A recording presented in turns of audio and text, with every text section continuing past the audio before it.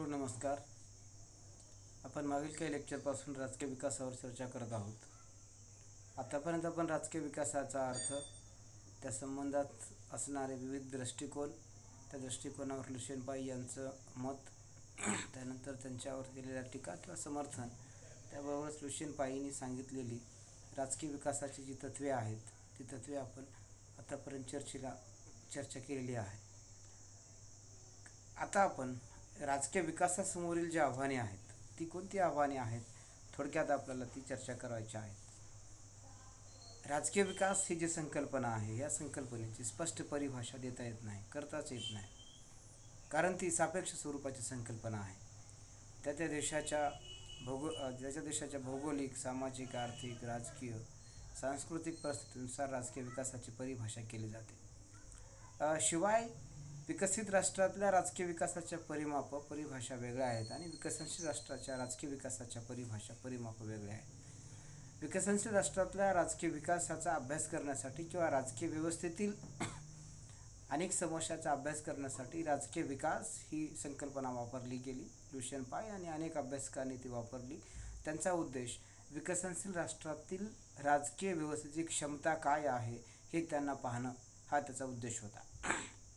म्हणजे विकसनशील राष्ट्रातील राजकीय व्यवस्थेची क्षमता मोजण्यासाठी राजकीय विकासाच्या प्रारूपाचा अभ्यास हा लुशियन पाई, हंटिंग्टन, फ्रेडरिक्स इत्यादी अशा अनेक अमंड आणि पावलीस अशा अनेक अभ्यासकांनी ती संकल्पना म्हणून याचा अभ्यास केलेला आपल्याला दिसतो. आणि विकसनशील राष्ट्रातील राजकीय व्यवस्था नेमकं कसे कार्य करतात, तिथलं शासन कसं निर्णय घेतं, त्या निर्णय घेणाऱ्या प्रक्रियेवर कोणते कोणते घटक प्रभाव पाडतात आणि मग तो प्रभाव कितपत निर्णय प्रक्रियेपर्यंत पोहोचतो आणि मग निर्णय प्रक्रिया तटस्थपणे होते का, ज्याला आपण इनपुट आणि आउटपुट मॉडेलच्या माध्यमातून आपण हा राजकीय विकास समजून घ्यायचा प्रयत्न केला तर आदानाच्या मार्फत आलेल्या, म्हणजे ज्याला आपण इनपुट म्हणतो, मागण्या आणि समर्थन, या मार्फत आलेल्या ज्या मागण्या आहेत तर त्या प्रदानाच्या माध्यमातून म्हणजे रूपांतर प्रक्रियेच्या आधारावर आणि आउटपुटच्या माध्यमातून त्या कितपत यशस्वीपणे त्या बाहेर पडतात, त्या लोकांपर्यंत पोचतात, त्याचा लाभ हा लाभार्थ्यापर्यंत पोचतो, हा महत्त्वाचा मुद्दा राजकीय विकासाच्या अभ्यासासंदर्भात पुढे येतो.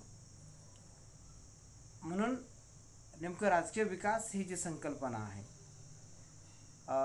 या संकल्पनेबद्दल एक डेव्हिड एम वूड नावाचे अभ्यासक आहेत. त्यांचं म्हणणं असं आहे की ज्या राजकीय वैज्ञानिकांनी आधुनिकीकरणाच्या घटनाक्रमाचा अभ्यास केला आणि त्यांनी राजकीय विकासाला एक आश्रित घटकाच्या स्वरूपात त्याचं विश्लेषण केलं आणि आधुनिकीकरणाचा अन्य एक जी बाजू आहे, एक पक्ष आहे, तो स्वतंत्र स्वरूपात त्यांनी पाहिलं आणि त्याचा स्वतंत्र घटक म्हणून त्यांनी स्वीकार केला.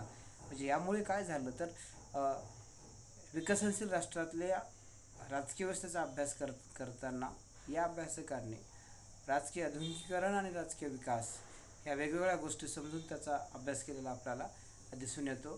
त्यामुळे काय झालं की पाश्चिमात्यकरणाचा विकसनशील राष्ट्रावर पडलेला प्रभाव आणि या पाश्चिमात्यकरणाच्या प्रभावातून विकसित होत जाणारी ही विकसनशील राष्ट्रातली राजकीय व्यवस्था, याला आपण राजकीय विकासाच्या परिमापातून आपण पाहतो. मग हे राजकीय विकास विकसनशील राष्ट्रातला तो कितपत सिद्ध झाला, तो कोणत्या प्रक्रियेतून जातो आहे, किंवा तो राजकीय विकास म्हणाव इतकं त्यांच्यामध्ये कॅपेबिलिटी ही डेव्हलप झालेली आहे का, असे अनेक प्रश्न पाश्चात्य अभ्यासकांनी ती उभी केलेली आहे. म्हणून राजकीय व्यवस्थेचा म्हणजे राजकीय विकासाचा अभ्यास करताना राजकीय व्यवस्थेतल्या कोणत्या घटकाच्या योगदानावर आपण विचार करावा, याचं उत्तर आपल्याला राजकीय विकासाच्या माध्यमातून शोधावं लागतं. म्हणजे ज्या घटनांमुळे राजकीय विकास साध्य होतो, तर तो राजकीय विकास साध्य होण्यासाठी आंतरराष्ट्रीय पर्यावरण आणि देशांतर्गत राजकीय व्यवस्थेच्या अंतर्गतलं पर्यावरण, हे पर्यावरण चांगलं असणं गरजेचं असतं.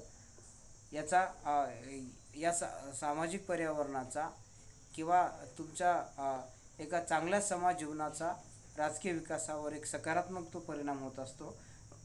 आणि जेव्हा राजकीय व्यवस्थेमध्ये जी राजकीय श्रेष्ठजन आहेत, ही जर राजकीय श्रेष्ठजन जर विशिष्ट म्हणजे उदाहरणार्थ भांडवलदार किंवा सर्जामशाही प्रवृत्तीतून ते आलेले असतील किंवा त्यांच्या हातात जर सत्ता एकवटली असेल, तर राजकीय विकासाचं जे काही ध्येय आहे ते ध्येय नीट गाठता येत नाही, असं डेव्हिड वूड यांचं म्हणणं आहे.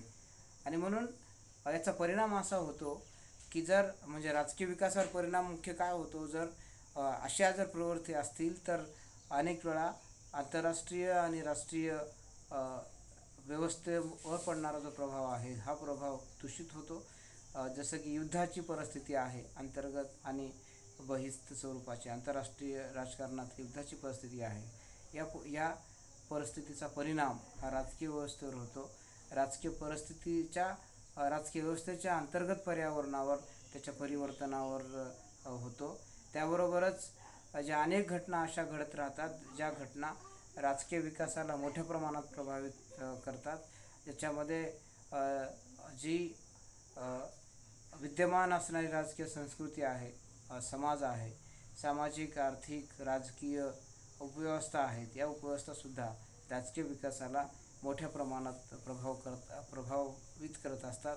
म्हणून राजकीय विकास आपल्याला पाहत असताना हे जे इतर घटक आहेत, उपव्यवस्था आहेत, संस्कृती आहे, यांचा सकारात्मक पद्धतीने विचार करणं गरजेचं असतं. जर मुळात या जर प्रवृत्तीमध्ये किंवा या उपव्यवस्थेमध्ये जर काही प्रॉब्लेम्स असतील तर राजकीय विकास आपल्याला साध्य करता येत नाही आणि म्हणून अनेक प्रकारचे आव्हाने निर्माण होऊ शकतात.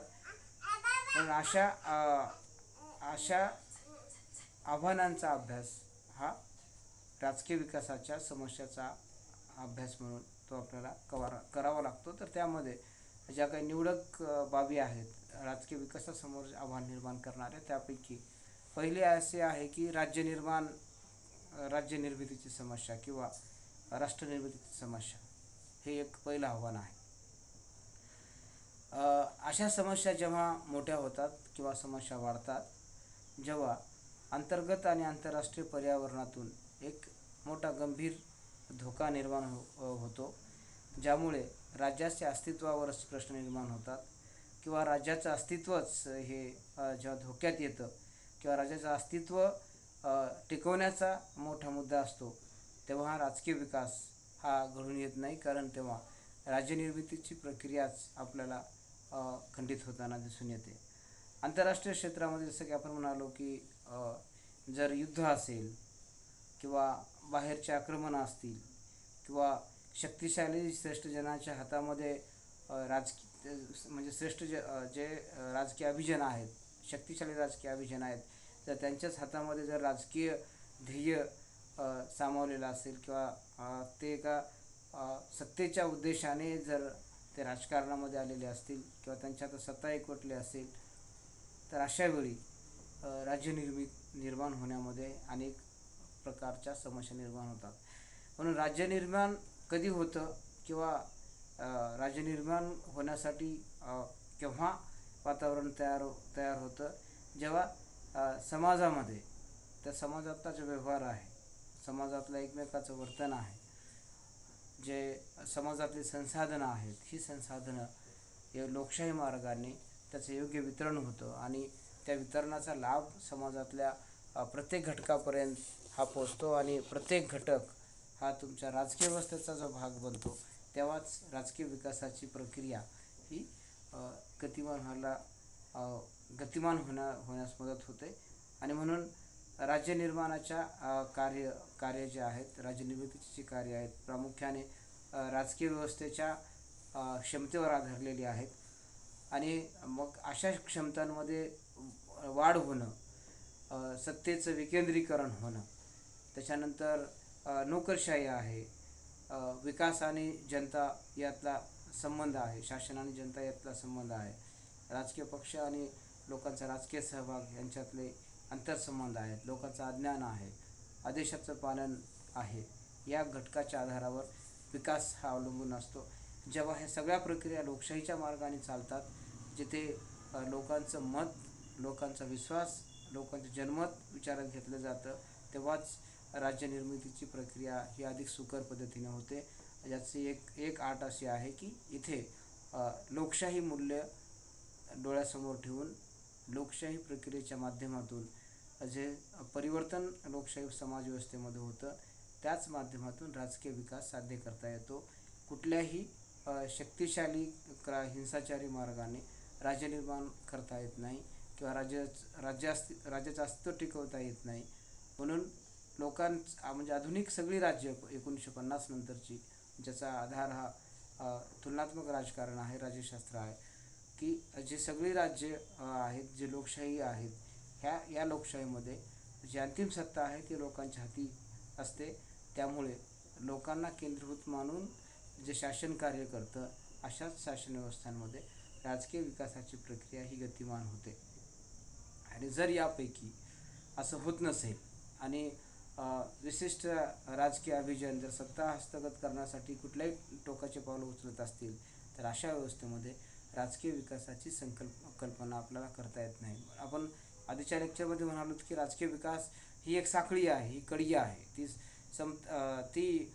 समता, क्षमता, विविधीकरण या घटकावर आधारलेली आहे. म्हणजे विकसनशील राष्ट्राचा जो आपण राजकीय विकासाचा आपण अभ्यास करतो, तेव्हा आपण एक बाब विचारात घेतो की जर संविधानिक मूल्ये जर सामान्य जनतेत रुजलेले असतील, तरच आपण राजकीय विकासाची परिभाषा करू शकतो, अन्यथा ते आपल्याला करता येत नाही. त्यामध्ये अनेक प्रकारची आव्हाने आहेत. त्यापैकी एक आव्हान म्हणजे राज्य निर्मितीची समस्या हे मुख्य आव्हान आहे. दुसरं आव्हान आहे राष्ट्र निर्माणाची समस्या. आता विकसनशील राष्ट्रातला एक प्रॉब्लेम काय आहे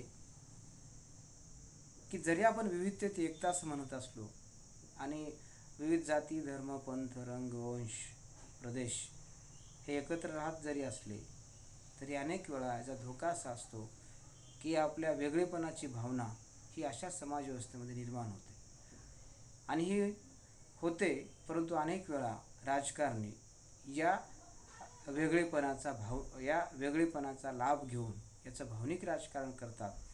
आणि भावनिक राजकारण करून एकमेकाच्या विरोधात एकमेकाला, मग जात असेल एकमेकाच्या विरोधात एक जात, श्रेष्ठ जात, कनिष्ठ जात, प्रदेश असेल विकसित, अविकसित, वंश असेल किंवा धर्म असेल, या आधारावर एकमेकाच्या विरोधात उभं केलं जातं.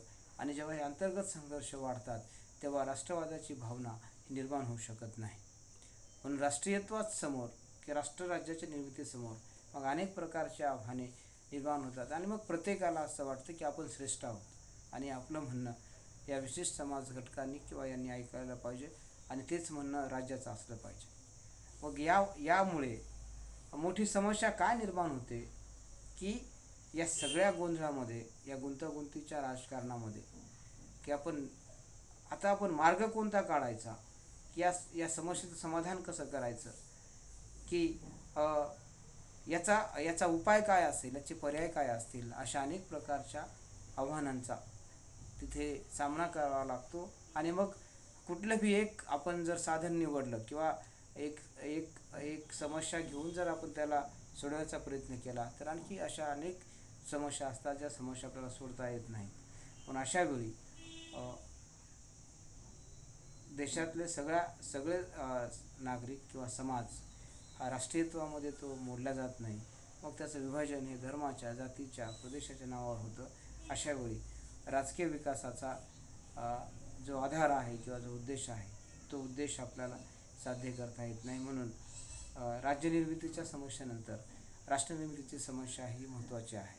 आणि मग यामुळे आपल्याला राजकीय विकास साध्य करता येतात. त्या उदाहरणात जर आपण भारताचं घेतलं, आपण उदाहरण म्हणून सांगतोय, आपण समर्थन किंवा विरोध करत नाही आहोत. तर नेहमी जे धार्मिक मुद्दे येतात, हिंदू किंवा मुस्लिम, तर या मुद्द्यामुळे आपल्याला राजकीय विकास हा साध्य करता येत नाही. किंवा राजकारणामध्ये असे मुद्दे येतात जातीचे, धर्माचे, प्रदेशाचे, त्याच्यामुळे निश्चित जो राजकीय विकास आहे तो करता येत नाही. आणि जे नागरिक आहेत ते नागरिकसुद्धा राजकीय विकासाला फारसं समर्थन न देता ते धर्म, जात, रंग, वंश, भेद याच आधारावर ते राजकारणामध्ये सहभागी होतात आणि याच आधारावर मतदान व्यवहार चालतो. पण अशा व्यवस्थेमध्ये जे लोकप्रतिनिधी निवडून जातात, मुळात ते लोकप्रतिनिधीसुद्धा की अशाच मानसिकतेमधून गेलेले असतात. ते केवळ आपली सत्ता कशी टिकेल आणि सत्तेत राहण्यासाठी आपल्याला काय केलं पाहिजे यासाठी मग ते सगळ्या सामदाम दंड या सगळ्या गोष्टीचा ते आधार घेतात आणि त्यामुळे मग राजकीय विकास आपल्याला साध्य करता येत नाही. पण अशा अनेक प्रकारच्या समस्यांना इथे तोंड द्यावं लागतं. नंतरची समस्या आहे सहभागाची समस्या, ज्याचा आपण उल्लेख थोडा बहुत वरच्या घटकांमध्ये केलेला आहे. राजकीय व्यवस्थेचा अभ्यास आपण का करतो? कारण निर्णय निर्मितीची जी प्रक्रिया आहे ती प्रक्रिया कशी प्रभावित होते, निर्णय निर्मिती कशी होते याचा अभ्यास आपण तुलनात्मक राजकारणामध्ये करतो. आणि म्हणून मागणीपासून ते प्रदानापर्यंत, ज्याला आपण इनपुट म्हणतो, ते आउटपुटपर्यंत, ह्या ज्या सगळ्या बाबी आहेत ना, मागणीच्या निर्मितीपासून ते आउटपुटपर्यंत, या बाबी सामाजिक पर्यावरणाचा, त्याच्या समर्थनाचा भाग असतात. म्हणजे एखादी मागणी मान्य कधी होते? जेव्हा तुम्हाला अधिकाधिक समर्थन असेल तेव्हा. आणि जर समर्थन नसेल, कुठल्याही मागणींना अर्थ नसतो. म्हणून डेव्हिड ईस्टन, अमन पावेल यांनी जे राजकीय व्यवस्थेचे मॉडेल मांडलेले आहेत, तर त्यांचं म्हणणं असं आहे की राजकीय व्यवस्था ही चालण्यासाठी काय महत्त्वाचं आहे? तर मागणी आणि समर्थन महत्त्वाचं आहे, विशेषतः इनपुट महत्त्वाचं आहे. आणि जर मागणी नसेल तर कुठलीही राजकीय व्यवस्था ही गतिमान होऊ शकत नाही, ती चालू शकत नाही. परंतु हे शुद्ध पद्धतीने आपण कुठे विचार करू शकतो? जसं की डेव्हिड ईस्टनने म्हटलेलं आहे की विकसनशील राष्ट्रामध्ये या अनेक प्रकारच्या आव्हाने आहेत. विकसित राष्ट्रामध्ये या प्रक्रिया सुरळीत पद्धतीने चालतात. तिथेही समस्या असतील, त्या वेगळ्या असतील, त्याच्यात आपल्याला त्याचं देणं घेणं नाही आहे. विकसनशील राष्ट्रामध्ये प्रॉब्लेम ही सहभागाची आहे, कारण तो सहभाग मागणीपासून सुरू होतो. म्हणजे विकसनशील राष्ट्रामध्ये एकतर जर लोकशाही असेल तर ती लोकशाही ग्रासरूटपर्यंत पोचलेली नसते. जसं की आम्ही उदाहरणादाखल आपण सांगू शकतो की लोकशाही म्हणजे काय, की फक्त मतदान करणे एवढंच आम्हाला माहीत आहे. मतदान करणं म्हणजे आमच्याकडे लोकशाही असं आपण गृहीत धरतो. म्हणजे मतदान करताना जी शाई लावतात ती शाई म्हणजे लोकशाही आपल्याला असं वाटतं, परंतु तसं नाही आहे. कारण एक मत एक मूल्य एक व्यक्ती हे जे सूत्र आहे, या सूत्रामध्ये सत्तेच्या सगळ्या चाव्या, परिवर्तनाच्या सगळ्या चाव्या, सत्ताबद्धाच्या सगळ्या चाव्या ह्या संविधानाने म्हणजे कुठल्याही देशाच्या त्या जनतेकडे सुपूर्द केलेल्या आहेत. परंतु जे राजकारणी आहेत, राजकीय पक्ष आहेत, हे संबंधित गट आहेत, ते मात्र सत्तेमध्ये येण्यासाठी ते कुठल्याही थराला जाऊ शकतात. म्हणजे जसं की जात, धर्म, रंग या आधारावर आपलं मतदान वाढवण्याचा प्रयत्न लोक म्हणजे राजकीय पक्ष मोठ्या प्रमाणात करताना दिसतात. आणि म्हणून लोकांचा सहभाग वाढतो राजकारणामध्ये एका बाजूला. आता हा परिणाम कसा थोडासा नकारात्मक वाटतो, कारण तो सत्तेपर्यंत पोहोचत नाही. तो कशापर्यंत पोहोचतो? फक्त मतदान करण्यापर्यंत पोहोचतो. आणि हे अनेक वेळा भावनिक असतं. म्हणजे भावनिक म्हणजे कसं की अनौपचारिक घटकांना अधिक महत्त्व असतं. जसं की धर्म आहे, तुमचं खानपान आहे, तुमचं व्यवहार आहे, तुमचा जात आहे, या गोष्टी अधिक प्रभावित होतात. पण विकसनशील राष्ट्रामध्ये ज्या ज्या देशांनी लोकशाही स्वीकारल्या 50 नंतर, कारण लोकशाहीचे 3 टप्पे पडतात. एक विकसित राष्ट्रांची लोकशाही जसं की अमेरिका, ब्रिटन आहे, याला अनेक अभ्यासकांनी शुद्ध लोकशाही असं म्हटलं आहे.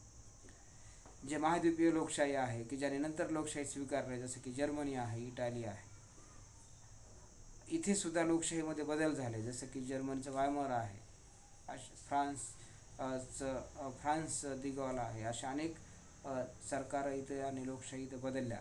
विकसनशील राष्ट्रामध्ये मात्र ही लोकशाही स्वीकारल्यापासून ते आजतागायत ती जनसामान्यापर्यंत पोहोचू शकली नाही. त्याचं कारण असं आहे, इथे अज्ञान आहे, धर्माचं कर्मकांड आहे, अनेक गोष्टी आहेत, त्याच्यामुळे लोकांपर्यंत ती लोकशाहीची मूल्ये पोहोचलेली नाहीत. मग अडचण काय होते की अडचण लोकांना राजकीय सहभाग घेत असताना की आपण कशासाठी मतदान करतो, आपला उद्देश काय आहे, लोकशाही कशाला म्हणतात, शासनाची भूमिका काय आहे, योजना काय असतात, शासनाने आपल्याबद्दल काय केलं पाहिजे, लोकप्रतिनिधी आपल्याबद्दल काय केलं पाहिजे, याचं भान सर्वसामान्य नागरिकांना, मतदारांना नसतं. म्हणून राजकीय सहभागाची समस्या ही मोठी समस्या विकसनशील राष्ट्रातली, हे मी म्हणत नाही हो. हे असे अनेक अभ्यासक आहेत, जसं की डेव्हिड एम वूड आहे, अमंड आहे, स्टीफन एल वासबी आहे, की या अभ्यासकांनी ही मतं नोंदवलेली आहेत. म्हणून एडवर्ड सील सारखा माणूस म्हणतो की विकसनशील राष्ट्रातल्या लोकांना असं वाटतं की आम्ही आधुनिक व्हावं, परंतु त्यांच्या रूढी परंपरा हे त्यांना आधुनिक होऊ देत नाहीत. म्हणजे त्यांना आधुनिकतेकडे जाण्यासाठी आकर्षण आहे, परंतु त्यांना रूढी परंपरा पण सोडायच्या नाही आहेत. म्हणून अशा अवस्थेमध्ये विकसनशील राष्ट्रातला राजकीय विकास तो अडकलेला आपल्याला दिसतो. नंतरची बाब आहे वितरणाची समस्या. म्हणजे विकसनशील राष्ट्रामध्ये जे डिस्ट्रीब्युशन ऑफ जस्टिस असं म्हणतो, न्यायाचं वितरण, हे न्यायाचं वितरण हे नीट पद्धतीनं होत नाही. कारण पॉलिसी मेकिंगचं काम, जे धोरण निर्मितीचं कार्य आहे, शासन बदललं की शासनाच्या बदलत्या शासनानुसार त्यांची धोरणं देखील बदलतात. त्यांचा जो टार्गेटेड ग्रुप आहे, तो टार्गेटेड ग्रुप हा पक्षानुसार बदलत जातो. मग जो पक्ष सत्तेमध्ये आहे, ज्या पक्षाला ज्या विशिष्ट जाती जमातीचं, धर्माचं, रंगाचं समर्थन आहे, मग त्यांना खुश करण्यासाठी धोरणं आखली जातात. आणि म्हणून जो पक्ष सत्तेमध्ये जातो, जो सत्तेमध्ये राहतो, तो तशाच पद्धतीनं इथे योजना राबवतो. आणि मग त्या योजना राबवल्यामुळे जे खरे गरजूवंत आहेत, लाभार्थी आहेत, त्या लाभार्थ्यांपर्यंत त्या योजनांचा लाभ पोचत नाही. आणि मग अशा योजना वितरण करताना अनेक प्रकारचे भेद केले जातात. आणि मग हे भेद, जसं की आपण म्हणत आलो की धर्म, जात, रंग, वंश, प्रदेश या आधारावर, मग ह्या भेदभावाच्या आधारावर एखाद्या धोरणांची, एखाद्या योजनांची, एखाद्या सार्वजनिक धोरणाचं वितरण केलं जातं. जर एखादा विशिष्ट मंत्री विशिष्ट प्रदेशाचा असेल तर सगळ्या संबंधित योजना त्या विभागामध्ये, किंवा एखादा विशिष्ट जातीचा मंत्री असेल तर त्या विशिष्ट कम्युनिटीलाच एखाद्या योजनांचा लाभ. अशा प्रकारच्या आव्हानांचा सामना विकसनशील राष्ट्रातल्या राजकीय व्यवस्थेला करावा लागतो.